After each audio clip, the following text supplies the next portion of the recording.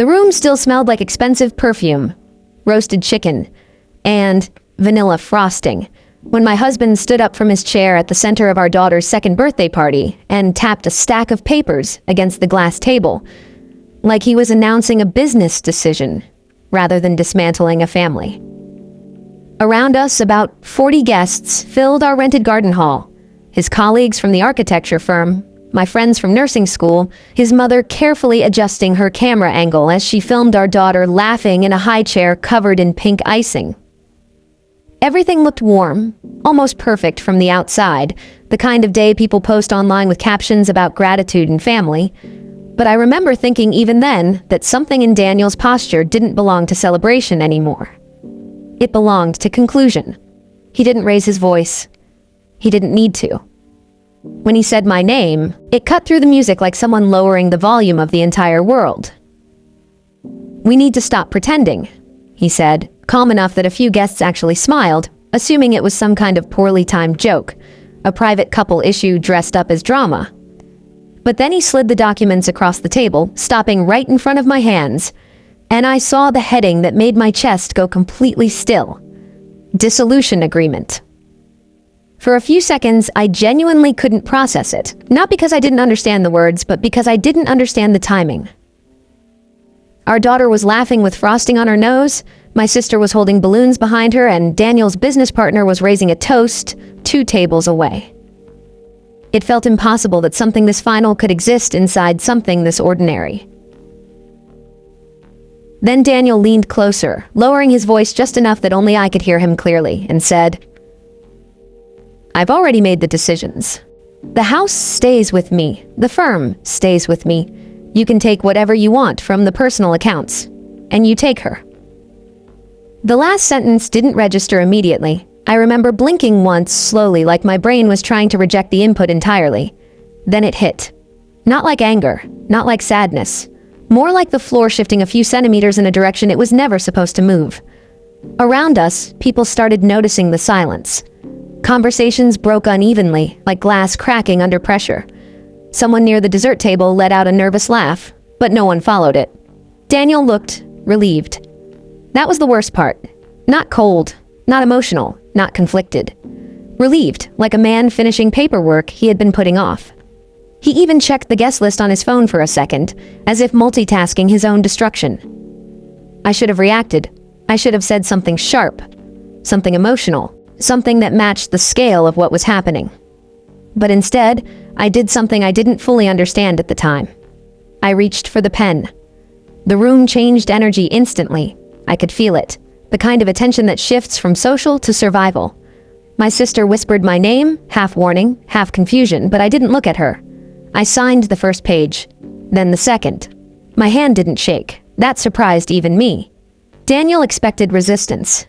I could see it in the way his eyes kept narrowing slightly, like he was waiting for the scene to escalate into something he could justify later. But I didn't give him that. When I finished, I slid the documents back toward him and finally looked at him directly. Not with tears, not with shock, just clarity. "You should have read what you just signed years ago," I said quietly. For the first time, something broke in his expression, but it wasn't guilt, it was uncertainty. The kind of uncertainty people feel when they realize a situation they thought they controlled might have another layer they never bothered to understand. The music restarted awkwardly a few seconds later. Someone trying to repair the atmosphere with forced normality, but nothing about the room returned to normal after that. I stood up, wiped frosting off my daughter's cheek, and lifted her into my arms. Daniel didn't stop me. That absence of reaction followed me more than anything he said. Outside, the air felt colder than it should have been for late spring. My sister followed me out within seconds, her voice sharp with disbelief, asking what just happened, asking if she should call someone, asking if I was okay. I remember staring at the parking lot instead of answering her immediately, because I realized I wasn't thinking about the marriage ending. I was thinking about how long ago it had already ended without me noticing. That night, after everyone left, I sat in the nursery watching my daughter finally fall asleep, her tiny hand still curled around a ribbon from her gift bag. The house was quiet in a way that didn't feel peaceful. It felt emptied. That was when I finally opened the folder I had taken from the table without Daniel noticing. Not the divorce papers. Something else. Something older. Original incorporation documents, ownership breakdowns, signed amendments from the early years when we were still building the company from a rented office above a hardware store.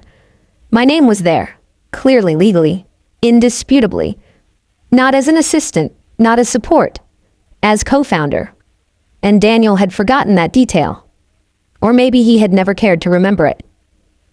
I closed the folder slowly, looked at my sleeping daughter, and whispered something I didn't fully believe yet, but knew I would soon. You really made a mistake tonight, Daniel. And this time it wasn't emotion speaking.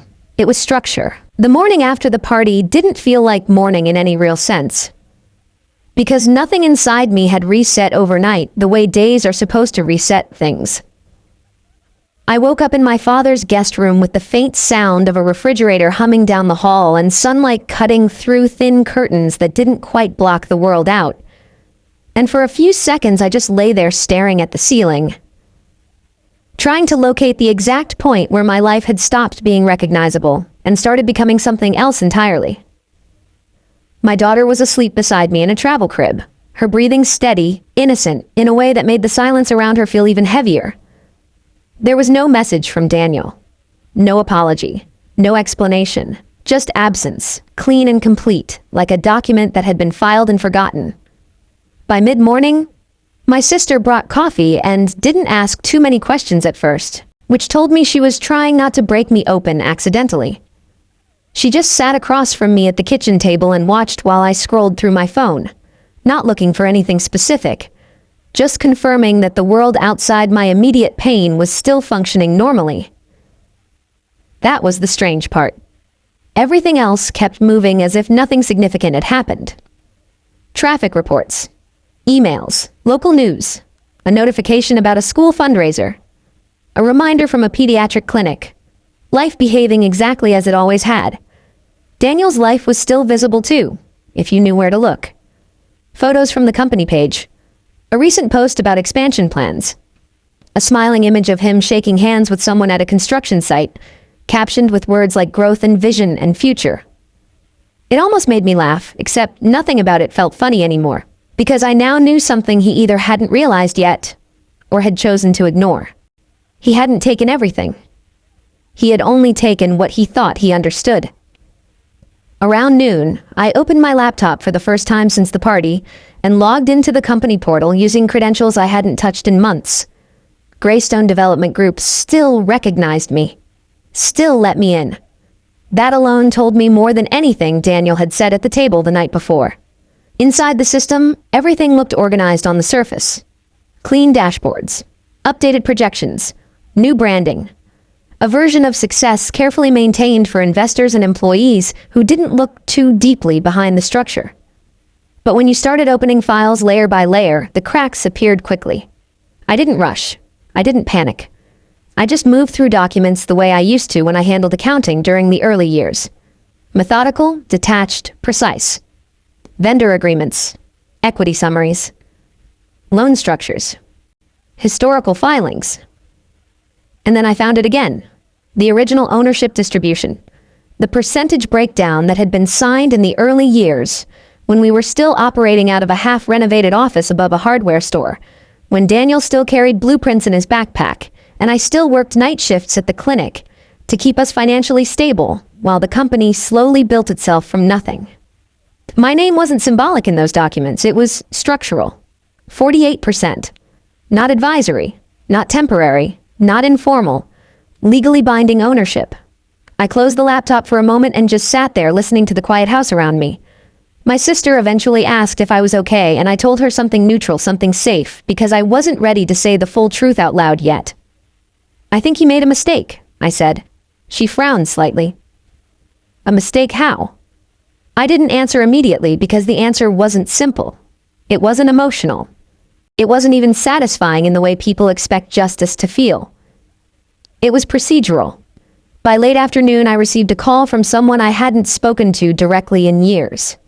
Our attorney, Mr. Calder, his voice careful in that way lawyers develop when they realize a situation has shifted from personal to structural.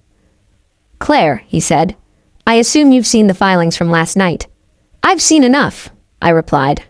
There was a pause.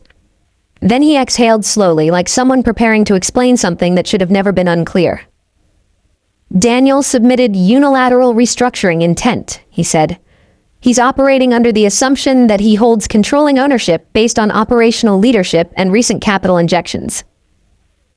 I stared at the kitchen counter while he spoke, my fingers resting around a coffee cup I hadn't taken a sip from. And, I asked, and he's wrong, he said simply. That was the moment something inside me stopped feeling like shock and started feeling like alignment. Not relief, alignment. Because suddenly everything that had happened at the party wasn't just emotional cruelty.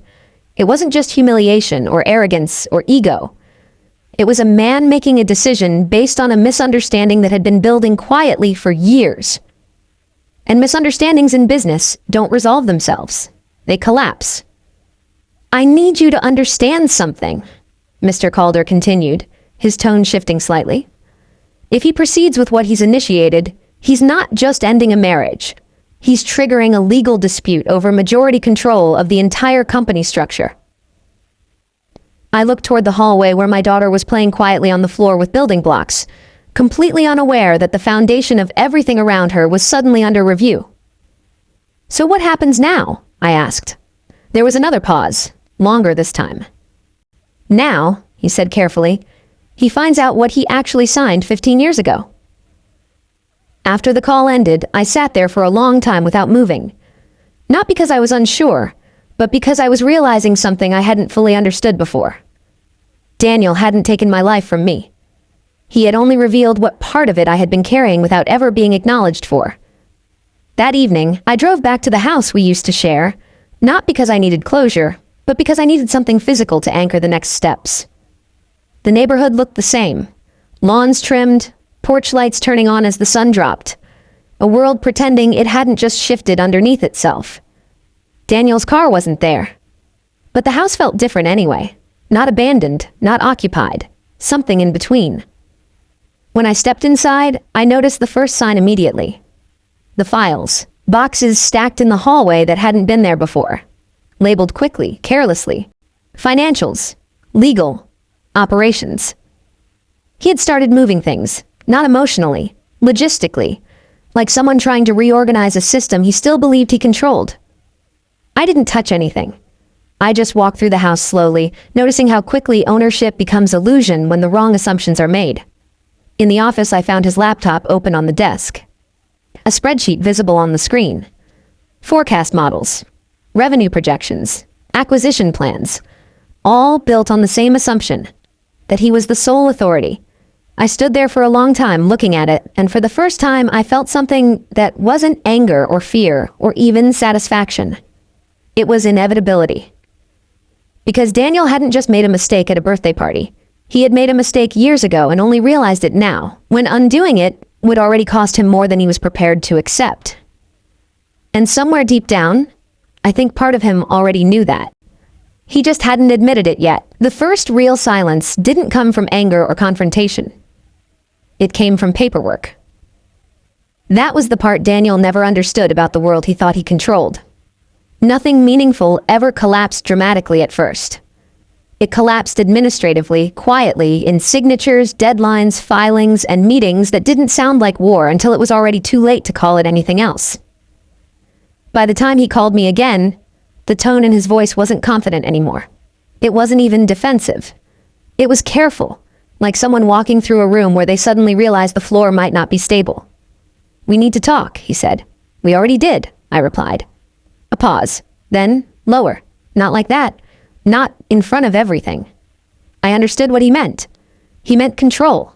He meant private spaces where narratives could still be adjusted before they became irreversible. But that door had already closed. We met in the office conference room 2 days later. The same building he once called proof of what we built, except now it felt different. Not because it had changed physically, but because he no longer filled it the same way. Confidence does that. It occupies space. And when it leaves, you notice how much of a person was actually just volume. Daniel looked tired. Not emotionally performative tired. Real tired. The kind that comes when someone has spent too many nights trying to fix something that doesn't respond to effort anymore. Across the table, Mr. Calder placed a single folder down. No theatrics, no build-up, just structure. "This is the updated equity verification," he said calmly. Daniel didn't open it immediately. He looked at me instead. "I didn't think you'd actually go through with this," he said quietly. I almost laughed, but not because it was funny. "I didn't go through with anything," I said. "You did." That landed harder than anything else, because it removed me from the emotional role he had assigned me in his mind. I wasn't reacting anymore. I wasn't fighting. I wasn't trying to win something he thought we were competing over. I was simply documenting reality. Mr. Calder slid the second document forward. "This confirms controlling ownership distribution based on initial capital structure and retained equity obligations," he said. "Nothing has been altered since formation."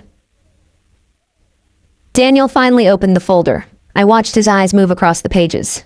Slow at first, then faster, then stopping, then going back again, like repetition could change meaning. It didn't. The room stayed quiet for a long time after that. Not uncomfortable, just final in a way that didn't require additional explanation. Finally, Daniel leaned back in his chair. "So that's it?" he asked. "Everything I built, just..." He didn't finish the sentence. He didn't need to. I looked at him for a moment, not with anger anymore. That part had already burned out weeks ago. "It was never just you," I said. "You just stopped noticing that." That was the real difference between us. Daniel had always believed building something meant ownership of it. I had always believed maintaining something meant responsibility for everyone inside it. Those are not the same philosophy. Outside the building, the weather was neutral. In that way, late seasons are when they can't decide whether to end something or begin something new. I stepped out first, not because I was leaving him behind, but because there was nothing else to conclude in that room. For weeks after that, things didn't explode. They reorganized. The company board stepped in fully. External auditors confirmed structures Daniel had never fully reviewed. Contracts were renegotiated, decisions were redistributed. The identity of Greystones stopped orbiting one person and started stabilizing into something more distributed, less fragile. And Daniel, he didn't disappear. He just changed shape inside the system. At first, I thought he would resist more, fight harder, try to reclaim control through pressure or ego or pride. That would have been consistent with the version of him I had learned to expect. But he didn't. Instead, something else happened. He started showing up differently. Not as the center, as part of the structure. It didn't erase what he had done at the birthday party. It didn't undo the humiliation or the shock or the way he had reduced an entire shared life into a public decision made in seconds. But time does something strange when people stop trying to dominate it.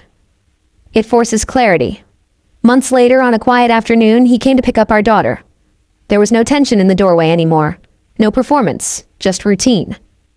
But before he left, he hesitated. "I read everything," he said. I nodded. "I know." "I didn't understand how much of it wasn't visible to me," he admitted. That was the closest he ever came to the truth without turning it into an excuse. "I know that too," I said. There was a long pause. Then he added, "I thought losing control meant losing everything." I looked at him for a moment.